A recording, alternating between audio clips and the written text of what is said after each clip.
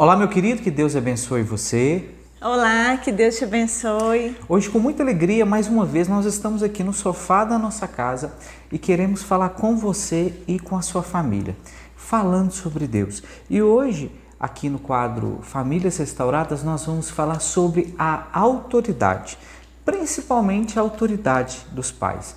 E para a gente começar a nossa reflexão, eu quero te convidar a pegar conosco a palavra de Deus em Romanos, capítulo 13, versículo 1 e versículo 3. Vamos lá? Cada qual seja submisso a autoridades constituídas, porque não há autoridade que não venha de Deus. As que existem foram instituídas por Deus. Em verdade, as autoridades inspiram temor, não porém a quem pratica o bem, e sim a quem faz o mal. Palavra do Senhor. Graças a Deus. Então, nessa carta de São Paulo, nessa passagem bíblica, a gente vê que toda autoridade é dada por Deus. Toda liderança que tem na sociedade, no trabalho, no bairro, na política, na nossa casa, é dada de Deus. Essa autoridade vem de Deus. Aí está um papel muito importante de representar também a autoridade de Deus na formação dos filhos. E isso é muito importante para a gente começar a trabalhar esse tema de autoridade. O pai e a mãe têm ali uma responsabilidade, primeiro, da formação biológica dos seus filhos através do ato sexual, através do sexo. O sexo tem duas finalidades: unitiva, que é a união do casal, e procriativa, que é justamente gerar vida. Essa é a finalidade do sexo, né? Tem a função unitiva e procriativa.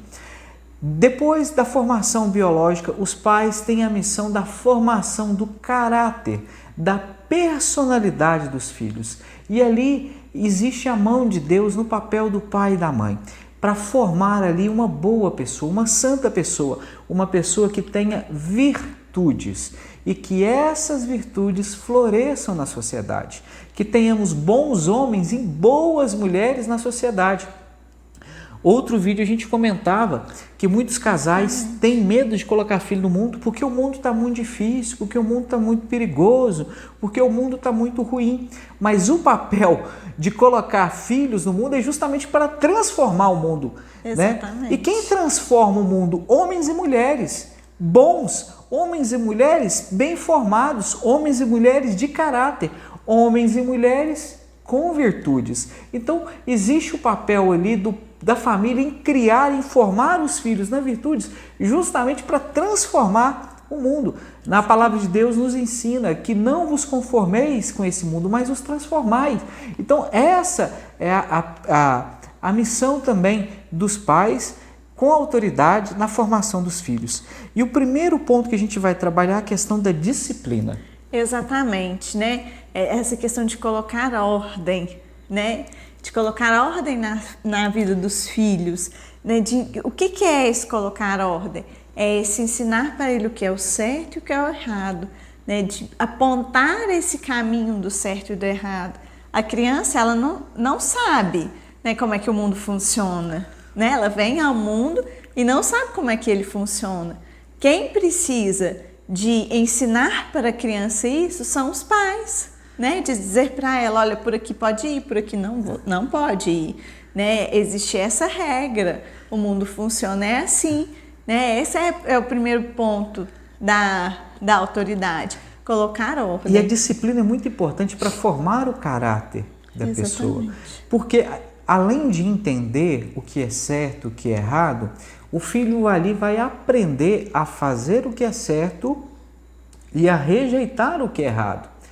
E a disciplina vai dar liberdade, vai dar forma no caráter, vai dar forma na rotina dos filhos. Para quê? Para que eles possam fazer o certo com excelência. Mais do que não fazer somente o certo e o errado. Só para você ter conhecimento. Hoje, existe uma estatística que fala que o brasileiro hoje tem uma taxa de mal funcionários, que o perfil de mal funcionário está hoje linkado ao estereótipo do brasileiro. E, infelizmente, falta na nossa sociedade, principalmente brasileira, profissionais competentes que produzam em excelência. Hoje a gente precisa realmente de bons profissionais que produzam, bons advogados, bons médicos, bons pedreiros, carpinteiros e que produzam com excelência. Bons cientistas, principalmente bons políticos que tenham excelência, né, que tenham competência na produção do seu trabalho. Para isso é preciso ter valores, virtudes e também excelência no trabalho. E isso vem da disciplina, isso vem da ordem. Hoje a gente está acostumado a ver as crianças acordando muito tarde, enrolando para fazer dever. Hoje você vê os funcionários chegando atrasados no trabalho, não conseguindo bater meta de produção, não conseguindo bater meta de venda. Por que isso acontece? Por que nós temos no Japão, um país muito menor que o nosso, uma capacidade produtiva muito maior? Em outros países também desenvolvidos por causa dessa questão da disciplina, por causa dessa questão da ordem, né? De entender que o mundo é difícil, de entender que o mundo é cruel e que só sobressai no mundo aquele que consegue trabalhar com excelência. E para que isso aconteça, é preciso ter disciplina, é preciso ter horário para tudo, é preciso, né, seguir uma ordem. E o papel dos pais, da autoridade dos pais, vai justamente, além de ensinar o que é certo e o que é errado, fazer que a criança tenha disciplina e tenha uma rotina, tenha um hábito de fazer também o que é certo e o que é errado. É aquele jargão, né, que é às vezes muito conhecido de muitas pessoas, que um rio, para ele ter força, ele precisa de borda, né? Se o rio não tiver as bordas, aquela água vai extravasar e o rio não vai ter força para chegar no mar. É a mesma coisa a criança, né? Ela precisa da borda, ela precisa desse limite dado pelos pais para que ela se forme com um caráter forte. Crianças que não têm borda tendem a ser pessoas fracas, pessoas que não dão conta de assumir um compromisso, pessoas que não conseguem fazer escolhas, né? Pessoas que não conseguem se posicionar diante de uma dificuldade, e é o que a gente tem visto no mundo, né? Às vezes tem algumas linhas de educação que colocam os pais numa posição muito permissiva, né? Que precisa ir muito no caminho da criança, na onda da criança. Isso é muito perigoso, né? Porque aí a gente acaba formando pessoas fracas. Isso é ruim e é um sofrimento muito maior, né? É muito melhor a criança ali sofrer com um não porque não deixou comer um chocolate ou porque você fez ela acordar cedo do que ela sofrer no futuro porque não está dando conta das coisas da vida. E isso é importante para que a pessoa também cresça aprendendo a respeitar as ordens da sociedade. Exatamente. As ordens sociais. Hoje a gente vê que os pais, eles terceirizam a autoridade, e eles terceirizam a educação. Quem que tem que ensinar as coisas para o meu filho é a professora, é o professor, né? Isso está errado. O professor e a professora têm no máximo que escolarizar seu filho. A educação é você quem dá. A educação somos nós, como pais, que damos para os filhos. O professor está ali para escolarizar, dar um conhecimento técnico aplicado à ciência que ele ensina. Ponto. Né? Agora, o professor não tem que ensinar ele valores e o professor não tem que ensinar ele ali a obedecer regras da sociedade. Sou eu. A primeira educação é minha. E às vezes a gente vê muito isso até na igreja. O que eu quero te falar é o seguinte: nós passamos por isso, fomos catequistas, e muitas vezes os pais nos ligam e falam assim: meu filho não quer ir mais à igreja, meu filho não quer mais rezar, você tem que ligar para ele na missa do domingo. Não, quem tem que ensinar seu filho a rezar é você. Quem tem que ensinar seu filho a ter gosto para ir à missa, para uma vida de oração, é você. Você reza em casa? Você tem uma vida de oração em casa? Você não pode terceirizar a sua autoridade de pais para o professor, terceirizar a sua autoridade de pais para o catequista, para quem está lá fora, não. Você tem que ensinar, você tem que exercer essa autoridade para que o seu filho possa viver as regras da sociedade e respeitar as regras da sociedade. A Isabela falou uma coisa que é importante. Hoje, as crianças, elas têm medo de se frustrar, ela tem que ouvir um não. Você tem que falar não. Hoje é quinta-feira, não é dia de assistir televisão. Mas você fica com medo de magoar seu filho, você fica com medo de machucar o coraçãozinho dele. Ele precisa do seu não hoje para que no trabalho dele ele aprenda um não e cresça com esse não. Para que dentro da sociedade, dentro do trânsito, ele aprenda um não quando ele quiser avançar um sinal de trânsito e ele mantenha-se vivo, ele coloque a vida dele em garantia. Porque ele aprendeu a lidar com os nãos. Os nãos nos levam ao crescimento. Então, o primeiro ponto, a disciplina, a ordem, né? Formação do caráter. O segundo, lidar com as questões sociais. Eu começo a ensinar os meus filhos as questões sociais. Eu não posso terceirizar. Eu não posso deixar que o professor eduque meu filho. O professor tem que escolarizar. E eu não posso deixar que o catequista também forme ali a vida de oração do meu filho. Não sou eu que tenho que formar. O catequista ele vai me ajudar a lidar na questão catequética de doutrina, mas a vida de oração e a prática de oração sou eu, como pai, que preciso saber lidar. Questão também, isso vai ajudar na função do autodomínio. Exatamente. E isso é algo que é muito importante na nossa vida espiritual. A questão do autodomínio, porque é um pouco do ser humano, essa dificuldade que a gente tem, né? Como São Paulo dizia, eu faço o mal que eu não quero e não faço o bem que eu quero. Isso está na nossa natureza, na nossa concupiscência, exatamente. E como que a gente aprende a lidar com isso? A partir do momento que a gente tem disciplina, a partir do momento que a gente lidou com uma autoridade. Ouviu não, exercitou exatamente, as virtudes. Isso. E essa vida de santidade, essa busca de santidade consiste, né, em se colocar debaixo da autoridade de Deus, da vontade de Deus. E para agradar a Deus, eu digo não às minhas vontades. Se aquela criança, né, aquele filho, não foi acostumado desde pequeno a ouvir os nãos do pai, ele vai ter muita dificuldade de dominar as suas vontades, de dizer não a ele mesmo, né?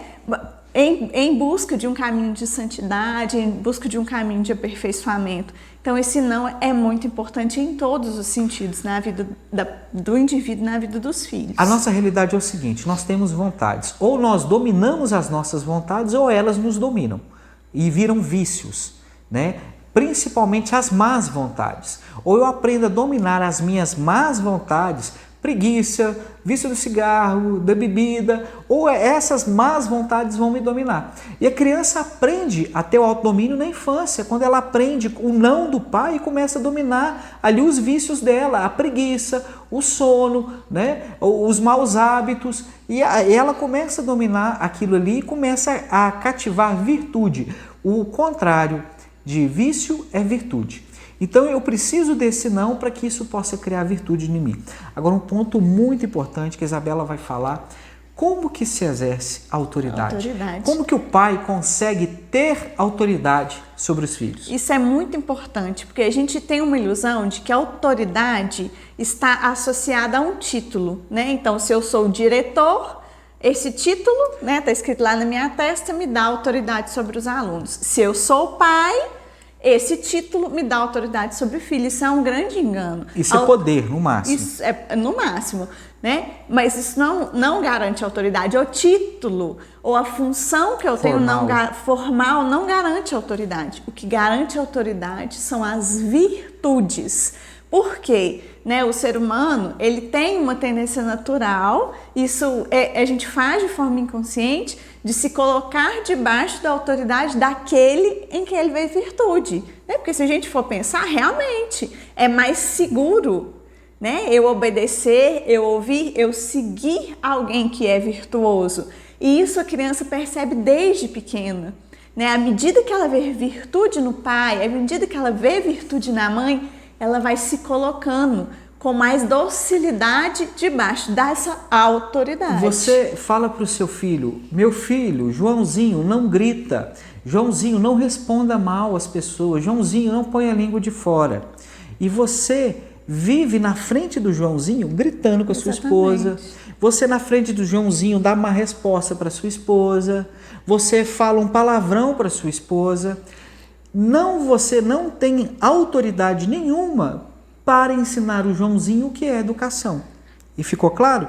Agora, se você fala assim, Joãozinho, seja educado com a sua tiazinha da escola, Joãozinho, seja educado com a mamãe, Joãozinho, seja educado com a irmãzinha, e você como pai chega, meu amor, por favor, pegue um copo d'água para mim, meu amor, por favor, pegue a minha carteira que ficou no carro, aí sim você tem virtude moral para formar os seus filhos. Isso é muito importante. E é interessante que aí você nem precisa dizer para o Joãozinho Ele seja educado. Ele te copia, exatamente. Ele percebe em você a virtude e ele tende a te seguir, né? Que nem aquela brincadeira, siga o mestre. Mas é exatamente o que a criança faz.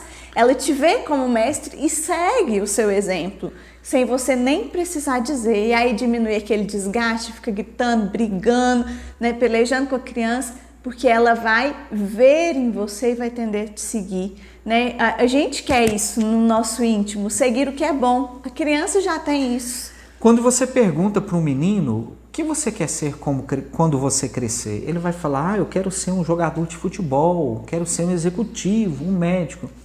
Que bom seria que ele dissesse, eu quero ser como meu pai. Exatamente. Ou se você perguntasse para sua filha, o que você quer ser? Outro dia a gente perguntou para uma menininha, eu quero ser modelo. Que bom se ela dissesse, eu quero ser como a minha mãe. Porque falta, infelizmente, a gente fala isso com o coração partido, falta-lhe virtude que legitima a autoridade nos pais. Meu querido, que Deus abençoe sua família, um grande abraço. Um grande abraço, que Deus abençoe todos vocês.